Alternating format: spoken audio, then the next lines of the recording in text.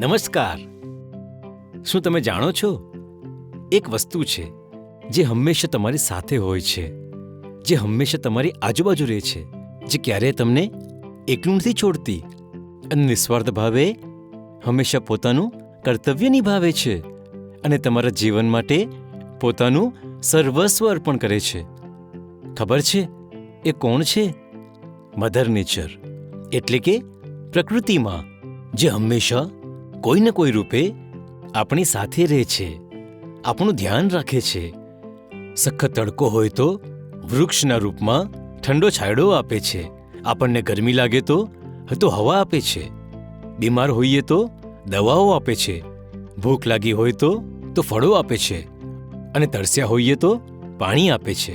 અને એવા તો આપણા પર કેટલાય ઉપકાર કરે છે, જેમ એક માતા પોતાના સંતાન માટે કરે, અને એ કારણે એને પ્રકૃતિમાં કહેવાય છે. આપણે એના વિશે વિચાર કરતા નથી, પણ આપણે દરેક પળ, દરેક ક્ષણ પ્રકૃતિમાંથી જોડાયેલા છીએ. આપણા શ્વાસ પણ એમના કારણે ચાલે છે. વૃક્ષો વનસ્પતિઓ ઓક્સિજન છોડે છે અને આપણે લઈએ છીએ. આપણા દરેક શ્વાસ વૃક્ષો વનસ્પતિઓથી જોડાયેલા છે.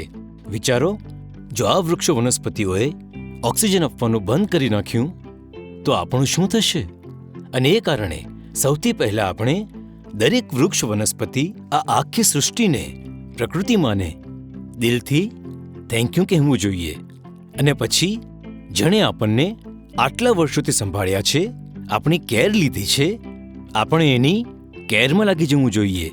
અને એ કારણે હું ઈચ્છું છું કે તમે બધા જ એ પ્રણ લો કે હું મારા દર જન્મદિવસે 2 વૃક્ષો જરૂર રોપીશ, અને પરિવારના દરેક વ્યક્તિ અને મિત્રોને પણ વૃક્ષ રોપવાનો આગ્રહ કરીશ.